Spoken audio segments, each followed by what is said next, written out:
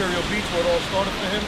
And what we're gonna do today is we're gonna tell y'all a little bit about where he's from and what his life was like growing up and how it reflects on his music and how, you know, how it all started. You know what I mean? Go ahead, baby. Do your thing, boy. Best way to say it, I could put it like this. Growing up was hard, but it was a blessing. I always took a quote from my favorite poet, favorite poem, and I think that kind of saved me when I was younger. Rose out of concrete. Best way I could describe growing up. Like born in the Imperial Beach. I only stayed here until like what, 2 years old, so the beauty ain't lasted too long. Mama was in the Navy. Kind of threw me to who she could at the moment that she knew and she could trust that would take care of me. So lived probably till I was 11, 12 years old, back and forth from Louisiana, Houston, Texas, with my grandma and my auntie, up until my grandma died when I was around, like I said, 11, 12 years old. After she died, then I started to live with my parents. Started living with my mom and my step-pop. But behind them closed doors, there was a lot of bullshit going on. But you know, like I say, my ass whoopers made me a man, so I wouldn't change nothing. What about your pops? Where was your pops before? My pops, man, it's crazy.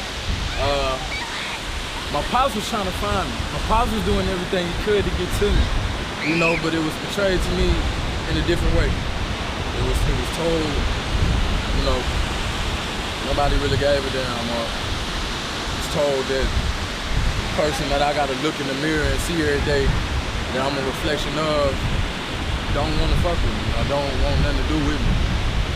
So it created a anger. It created a, how could I say it, like a self-hatred. Like it made it hard for me to even wake up, look in the mirror and accept who I was because I didn't even know where to start. Because what I was living around and seeing that was supposed to be a piece of me in the house every day for 23 years wasn't the right examples at all. So when I found them, shit kind of changed, man. All right, so how was it like growing up without your pops? And what happened when you finally reached out and met your pops face-to-face? It's a good question. How it was like growing up without my pops? It was like trying to plant a rose to grow out of concrete. Basically, how it was. You know, it was a lot of ups and downs. Well, there was a lot of downs, minus the ups, but I had some good and the bad. You can't have one without the other. When I finally got a chance to meet him, I reached out to him and conversate with him. To be honest, all I wanted to do was I wanted that fade. I wanted a one-on-one because of all of what I was told growing up. But talking on the phone with him versus seeing him in person and getting to communicate with him and feel the energies and everything, connect the dots, align all the stars. Nothing added up that I was told. So the anger I had was just amongst myself, and it was misunderstood within myself and towards him, because he didn't really understand why I would come to him not wanting to learn or grow, but come to him wanting to crash and step on something. And it wasn't about that, because he told my mom exactly what happened. You know, you're gonna raise them, y'all gonna send them to me so fucked up. I'm gonna have to take the rest of the time that I got with him working on building him into a man. We fought, we wrestled, but the first time we fought was the last time we fought. He didn't really fight with me. I swung, he took it, grabbed me in and just held me. Held me till I broke down and got a lot of that anger and animosity from 23 years off. And then we started point A. Kind of get everything understood. Start from the beginning. So you can know me and you can know yourself. Once you find yourself, you're gonna find the purpose. What is it? I gotta know before. How was it like changed? Taught me patience, self-love, self-worth, self-strength. how to only focus on what you can control at the moment. Let the past be the past. He taught me a lot. He taught me a lot to make me see a lot. My life has changed drastically. So Ali, since finally reuniting with your father after 22 years, what has that taught you? And what have you learned from your father?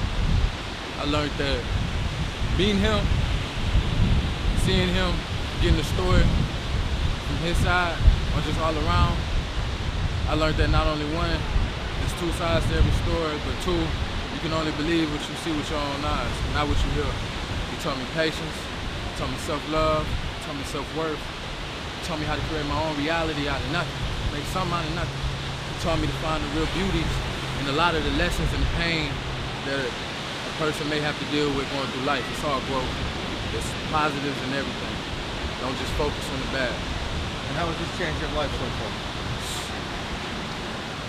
I can deal with things a lot different. I can see game coming 100 miles and running. I can peep the lies, I can peep the flaws.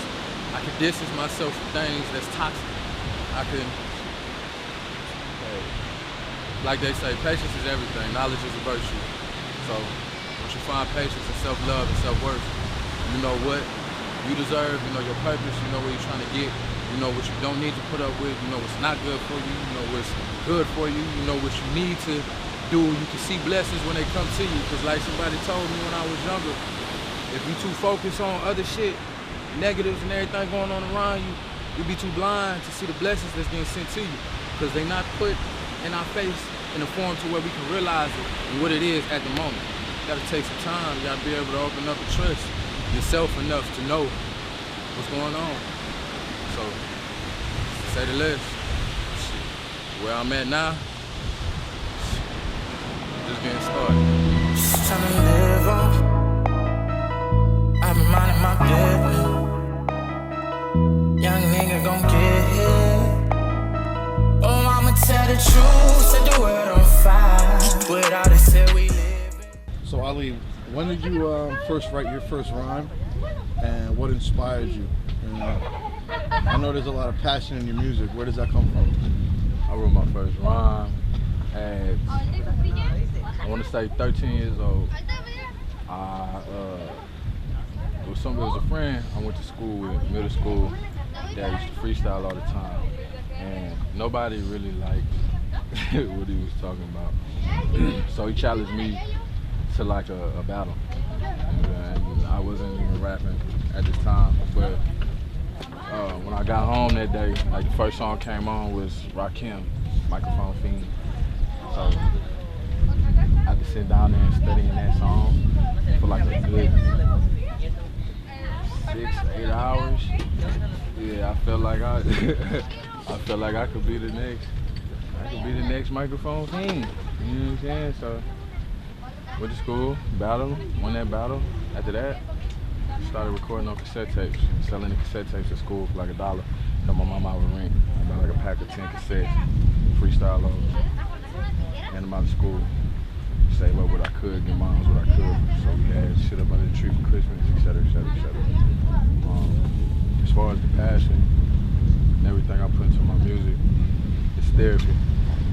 It's trying to be understood in a world where a lot of people that may be similar or may have went through a lot of things I went through remain misunderstood and give up on trying to find a way to be understood or heard, or somebody trying to help. So it's coping. It's also letting go of a lot of demons that I got within self that I can't vocally sit down and talk to somebody like they always told me when I was younger. You know what I'm saying? Going to a psychiatrist, that's white people shit. But I never was that. You know what I'm saying? Being through mental hospital after mental hospital and having to sit with psychiatrists, telling my story, seeing them break down and not know how to help me, just pushed me to want to go find my own help. I find some type of comfort in helping myself. So that's my motivation, really, behind the music. Behind every line, it's facts. Every line is factual. Every line is some type of pain, some type of dead weight I'm cutting off, or some type of venting I'm doing. It's a lot of truth I'm telling, but it's just to cover myself. always heard when I was younger, like, listen to a lot of artists, you have to depict certain parts from the songs that you felt like related to you. And I grew up doing that as well, listening to different genres, whether it was hip hop, rap, pop rock, the hard metal. I had to depict certain things that related to me to kind of help me get through situations. I never had one person that no matter what song it was, the whole song kind of put everything together for me, made everything make sense. So Ali, what kind of music is it that you write? I like to describe it as trap soul. Trap soul? Yes, sir. For those that don't know, what is that? Describe that. Trap soul to me is like the true sounds of the struggle, the true sounds of, I guess, to the simple-minded, the trap. What it really sound like in the trap, because it don't sound like the Futures, it don't sound like the Lil Pumps, it don't sound like the mainstream. It's a lot of pain. Pimp C always said, and one thing stuck with me when I was younger, is that a lot of people shed light on what a lot of people die for, what a lot of people go to prison before they even get it, what a lot of people don't get to see, and a lot of people got to sell out or snitch to get quickly, instead of shedding light on the negatives that come with the choice you make of jumping off the porch into some stuff that you had a choice not to. Some don't have a choice, but if you keep it 1,000 with them and tell them what could come with it, some may be able to avoid a lot of the roads that a lot of us got to take. So, trap soul is just the soul of the trap. It's the soul of the struggle. It's bringing the pain and trying to teach you how to turn it into a positive, make something out of nothing. Hey, Ali, I want to thank you for coming down again. I appreciate you. That was some deep stuff right there. That was good stuff right there, man. You've been through some shit, man. No, but you'll keep your writing up. It's positive shit right there. Again, this is Tony, 2 Cent Sabatino, and this is Celeb. Watch. Catch y'all in the studio next time. Or get popped.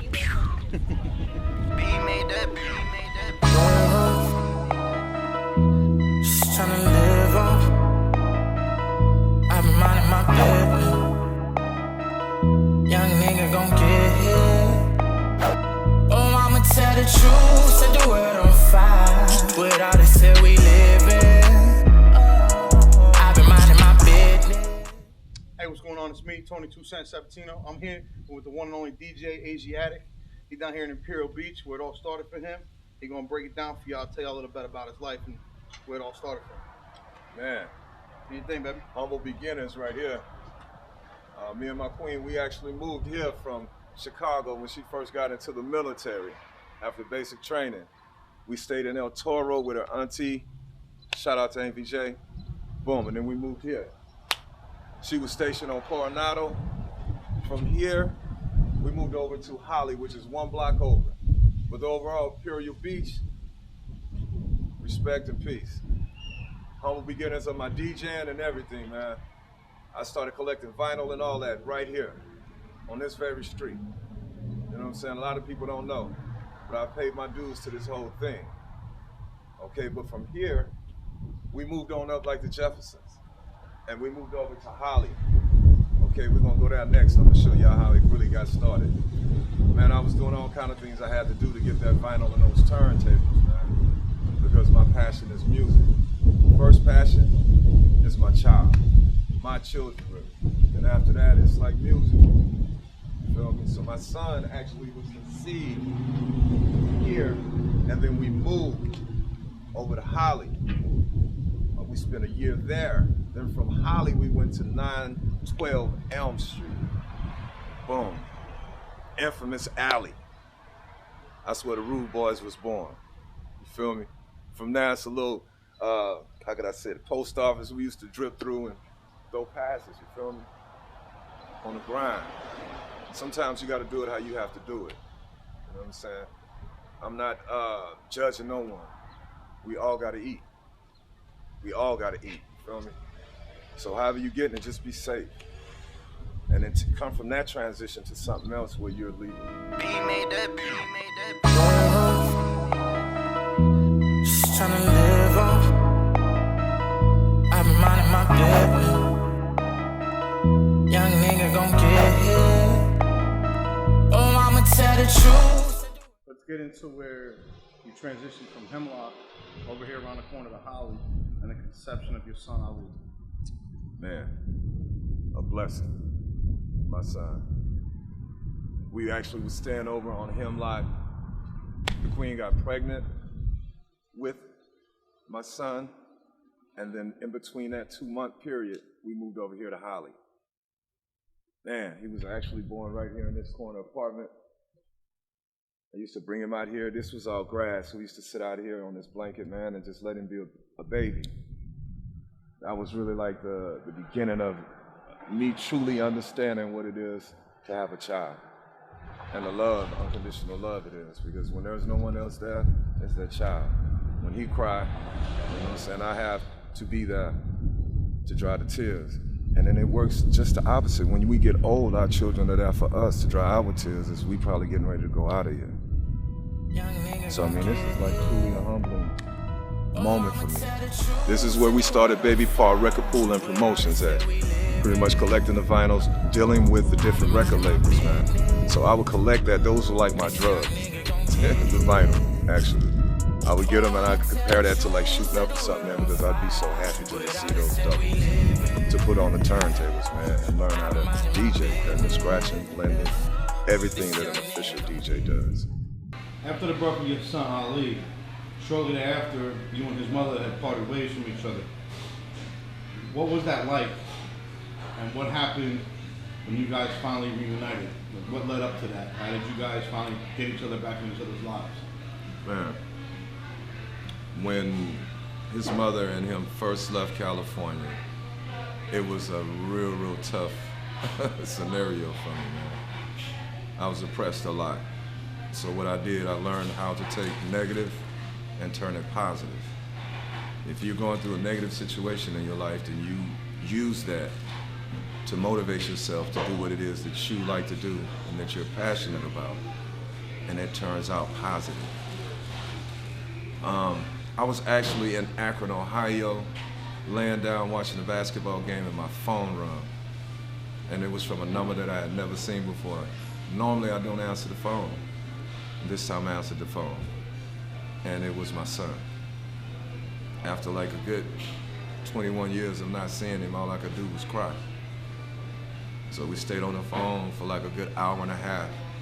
I cried like a baby. And then I found out where he was located at, purchased a ticket, and had him come out here to Akron, Ohio to me. Wow, that's some story. And during that time, what were your emotions like? Not knowing that he was there, but you couldn't even communicate with him. Always stressed, bro, because you don't know, like, if harm has came his way, if, you know, is he with his mom, or you don't know none of that.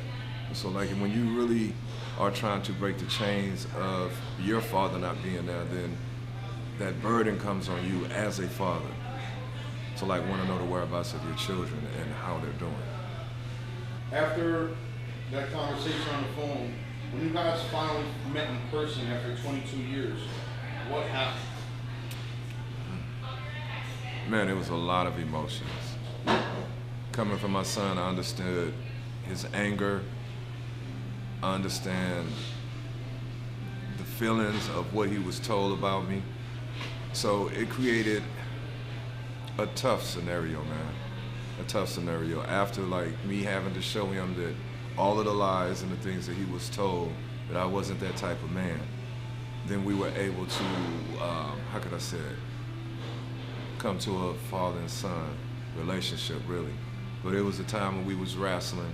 I had one picture of him out of those 22 years, 23 years, man, and he tore that picture to shreds. I put it in his bedroom when he first came over there and hung it on his wall, and I said, this is the only thing I had of him. And I got up the next morning and the picture was tore up. So we started wrestling in the living room. And it got to a point where dad was dad. I love my son, unconditionally. I'm happy he's back in my life. Man, to the ends of the earth for him.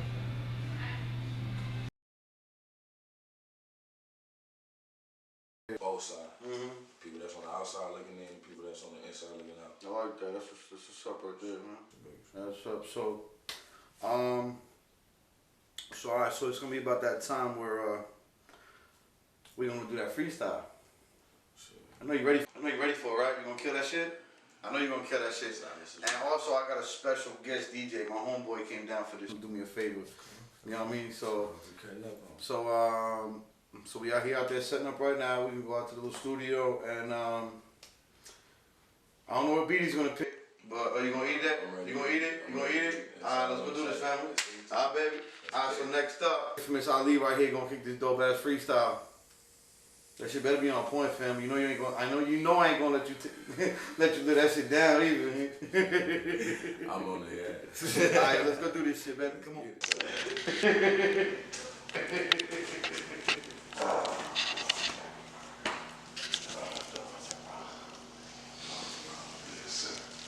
go, baby.